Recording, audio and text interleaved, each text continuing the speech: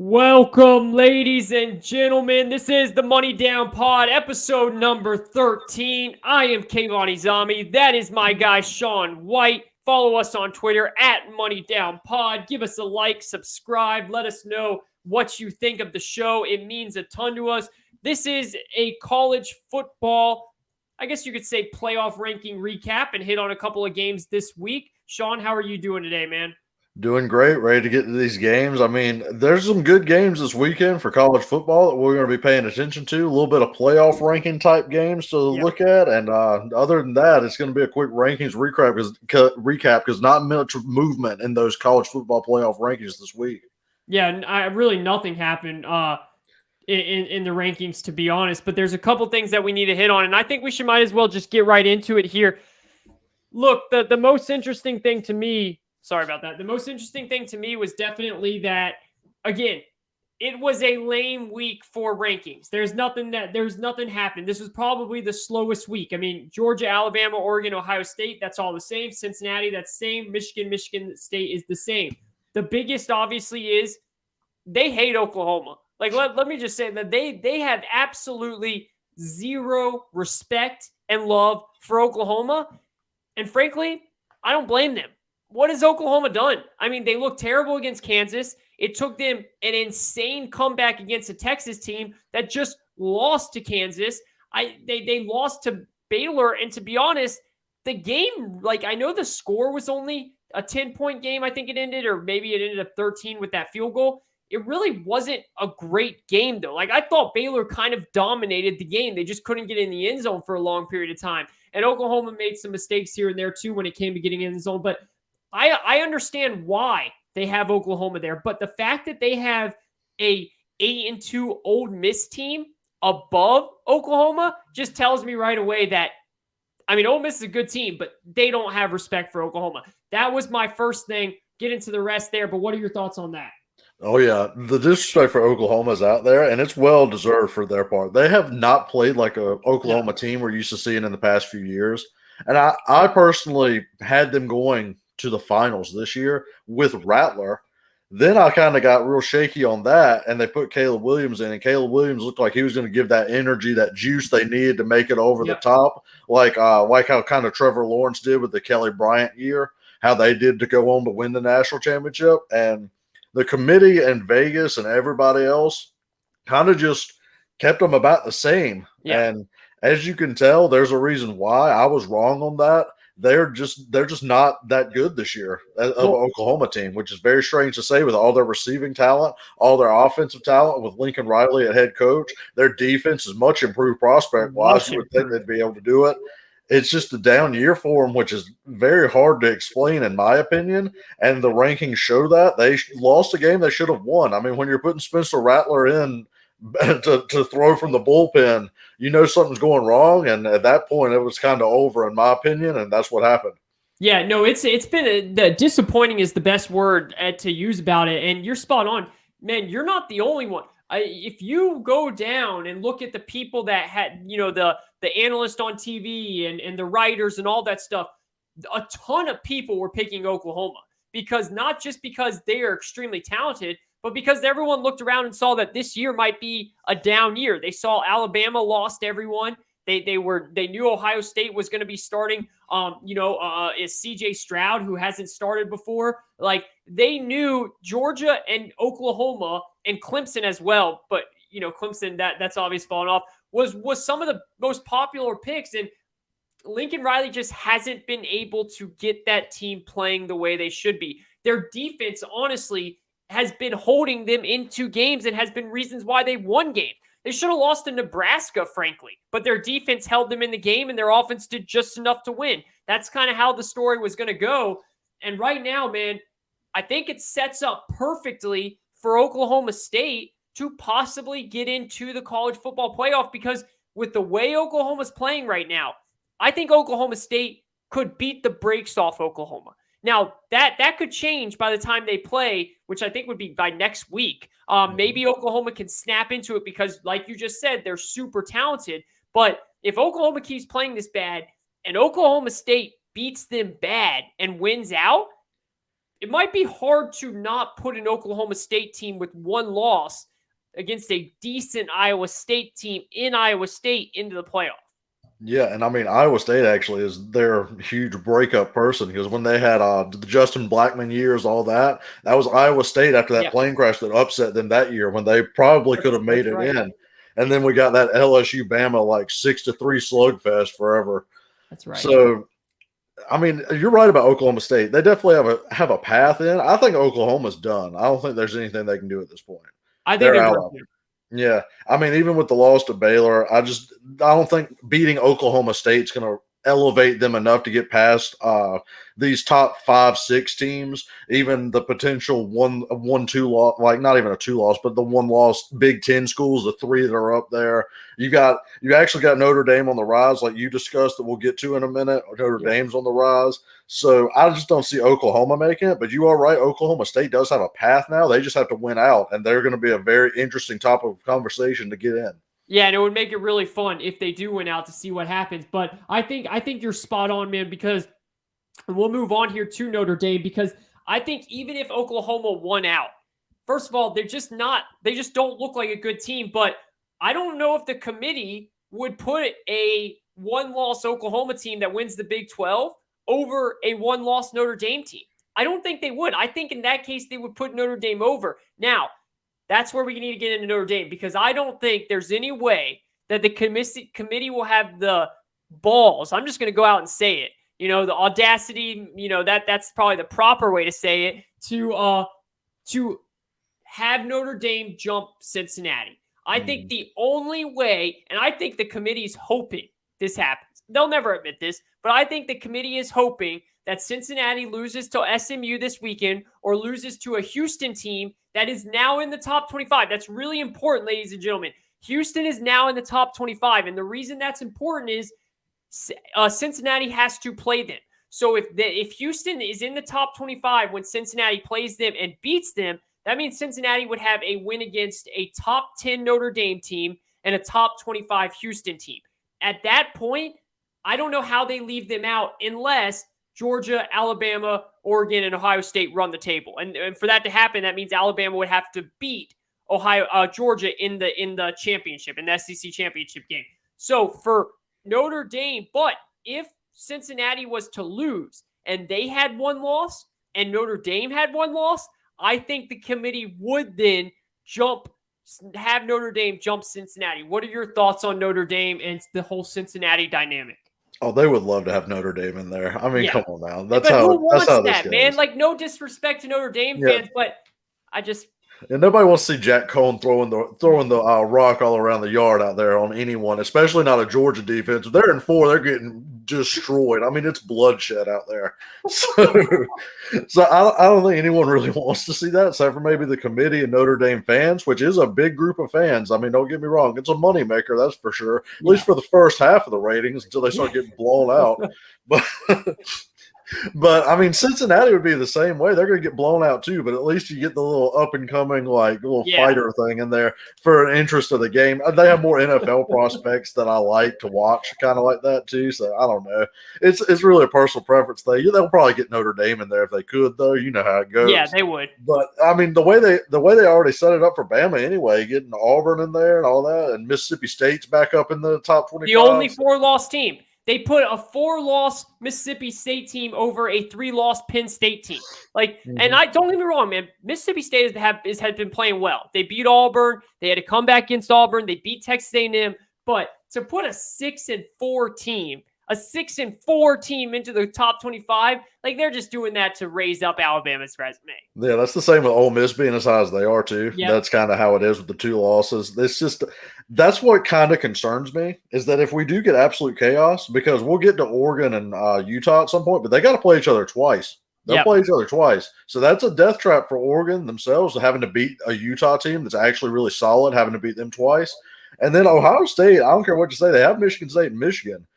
And until Stroud shows me he can make clutch throws on good defenses and tight situations, they could lose that easily. I mean, both of them run the ball, and that's what Ohio State was struggling with earlier in the year. So that's going to be good matchups for them. So I'm just saying, if we see some sort of weird scenario where Georgia beats Bama and then these other 2 teams lose too, they're kind of setting it up to where they might can get Bama in there at that 4 spot over a Cincinnati team, and everyone's going to be real mad about it. But they're setting it up for that to happen. Bro, just like I said on the very first show we did when the rankings came out, they are setting it up. Alabama has not played good football the last 4 weeks, and they haven't moved a single dime when I think Oregon's been playing. But now let's get into Oregon here because it's a great transition by you.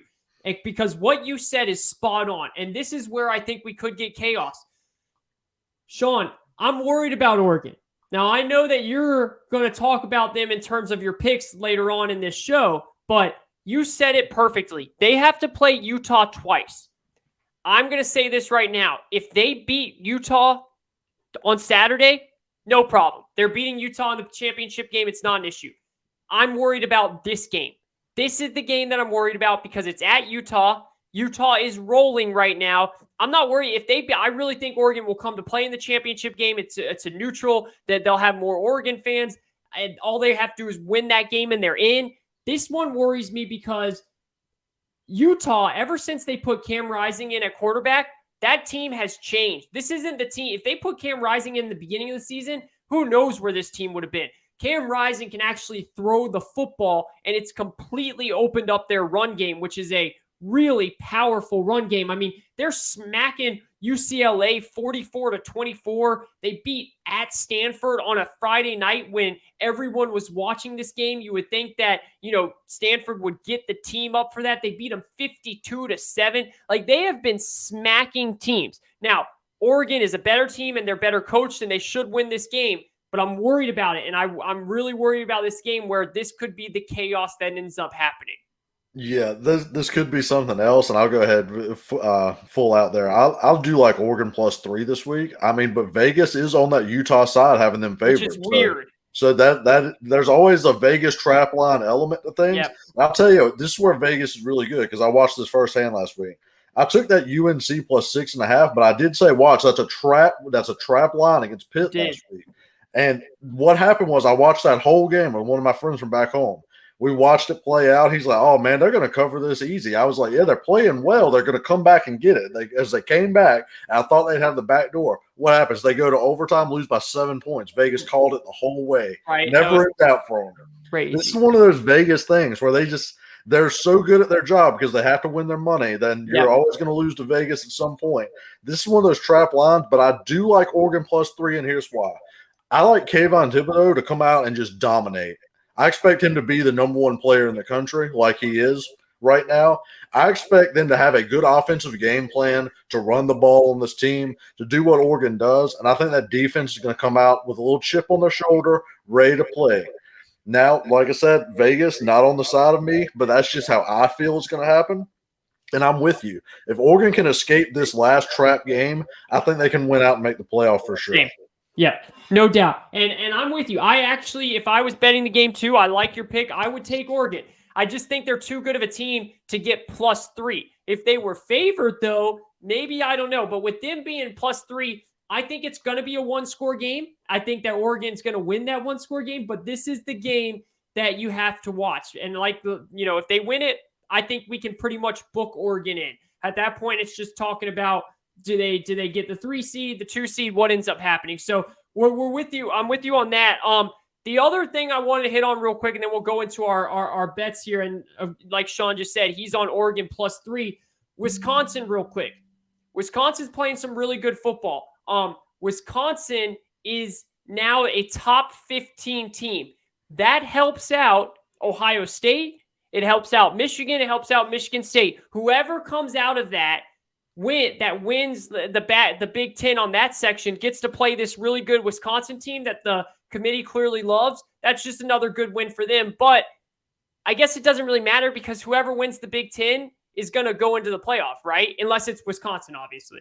Yeah, or unless it's a 2-loss team on the other side that somehow does it, like unless we get some chaos down there. But one of those teams is going to end up with 1 loss, whether it's Michigan or Ohio State or even Michigan State at this point. Yeah. One of those teams is going to end up with 1 loss. So you would assume they'd go on to That's a win the good Big point. Ten and get in. Yeah, that's true. The thing with Wisconsin is it's kind of your point about Penn State. How is Penn State beating Wisconsin and beating? Didn't I believe they beat who? They beat Notre Dame. Is that their other one? No, Auburn. And they beat Auburn. They have all these wins and they're not anywhere near the top 25. But Mississippi State's in there. That's one thing that's kind of a little jarring from the playoff committee rankings. But like you said with Wisconsin, and you tweeted this out the other day, and it's the truth. So you can follow at Kayvon_sports. Yep. He tweeted out Wisconsin's running back. Oh my God, he's a beast. He's a freshman too, true freshman. He's a beast. Braylon Allen, he can run. He looks so good. Yeah, he's like Jonathan Taylor out there. He's running over everybody, running past people. He's insane. Yeah. So Wisconsin actually might have a shot in the Big Ten title game, low key. Like I said, if it's Ohio State's one weakness is run defense. Yep. And then, like I said, the shaky quarterback play in tight games can get me a little bit. Yeah. But that run defense is their weakness, so they're going to about to play him. Kenneth Walker, the duo in Michigan, and then potentially Wisconsin, in there with Braylon Allen. Ohio State's going to have to play 3 really lights-out games against what their biggest weakness is. So we'll see how they go coming up here. This is the biggest. We are going to learn you nailed it on the head, Shawn. We're going to learn every single thing about Ohio State in these next 3 weeks, bro. Michigan State at home, at Michigan, and then if they win those, they go and play Wisconsin. It's going to be a tough schedule, but Ohio State is playing some really good football right now, which brings us to your third, and I guess I should give my third and short first, right? Yeah, we can go ahead. Mm-hmm. Okay, so I got a couple here that I really like on my third and shorts. Like Shawn said in the show we did on Monday, we give out a lot of college picks. It's college footballs. There's so many games that you can kind of manipulate the spread and stuff. So I really like Notre Dame. We were just talking about -15 at home against Georgia Tech. Look, Georgia Tech's not a good football team. Notre Dame is playing the best football of the season. They're going to pound Georgia Tech. That line is going up, by the way. It started out at 14. It's 15. I've seen some places at 16. I think it keeps going up. So if you like that, take that pick now. I also like Minnesota -7 against Indiana. Look, Indiana's quit. I mean, when Rutgers goes into and beats you like 40-7, I think that final score was, or something like that. Just they're just done. They're ready to get to the offseason. They're ready to start recruiting and trying to have a better year next year. Minnesota is actually a good football team. They're going to beat the brakes off of Indiana. And then my final pick is Boston College -2 at home against Florida State. Florida State had a really big emotional win over Miami last week. Last second win. They're so hyped up. That made their season. They have nothing else to play for. That made their season. They're good. They're going to go up to Boston College feeling all happy and sassy, and Boston College is going to whoop them. So BC -2 on that. Yeah, I like those picks a lot. What you're saying makes complete sense. Yeah, Georgia Tech just don't have the firepower to hang with Notre Dame, even though I was making fun of them playing Georgia. That's a whole different animal. Georgia and Georgia Tech are two completely different schools. So, Literally. So there's that. BC has actually been a decent one to follow. They've actually been hitting the spread pretty well the last few weeks, too. So they're actually a good bet to bet on. And I mean, obviously, you're making solid choices per usual for these third and shorts. You heard one of my third and shorts earlier. Obviously, I'm on Oregon +3. It wouldn't shock me if that didn't move to a pick 'em later on in the week. I think a lot of people's probably going to jump on that. Yes. So, like I said, this is early in the week. This is Wednesday, so just keep an eye out for that, because if it does start to swing towards Oregon being favored or even a pick 'em, that's where you either start to stay away or you start to flip to that Utah side. No doubt. That's a good point. My other third and short is, and because I don't understand this line either. I mean, sometimes Vegas just puts out lines to trap people, but I don't believe this is a trap at all. They have Wake +4.5 against Clemson. I don't see how Clemson could be getting anywhere near that against any good team, be favored that way against any team that's solid. And Wake's solid, even though they've struggled in the last that one game against UNC, they struggled. I just feel like they're going to come in and beat Clemson this year. It's Clemson's worst year. It's probably Wake's best year. Getting the 4.5, I feel great about the cover. I actually wouldn't mind having them on the money line to win outright if you like those odds better later on in the week. But Wake +4.5, Oregon +3. Those are my two third and short lock picks of the week, and I can give you my third and long right here. right quick. So our third and long, how we like to do it, it's kind of like a 3rd and 14 in the NFL. If we don't convert it, we don't convert it. But we just feel good about the play call we have in right here. There you So go. mine right now at this point, where the line is sitting, they have Michigan State plus 19 against Ohio State. I think it's too much points right there. Yeah. I mean, Michigan State's going to run the ball. Like I said, that's Ohio State's biggest weakness. I think they keep it close, at least within 2 scores. I feel great about that cover this week. So that's where I'm going at. Vegas loves Ohio State, but I like the cover there for Michigan State. Yeah. Excuse me. I'm with you on that, man. I think that's why is Ohio State minus 20 against Purdue and they're minus 19 against the number 17 team in the country? Like, you would think that would go down. I like that. I think that's going to be actually a high-scoring game, dude. I think both teams score. I think Michigan State runs all over Ohio State, and I think Ohio State throws on that rough secondary that Michigan State has. I think that's going to be a really fun game to watch that I'm really excited about. For my third and long, look, I didn't really like anything that much this week, so I'm going to take a chance on one here that team that's playing better football. I'm going to take Texas Tech plus 10 at home against Oklahoma State. We just talked about Oklahoma State.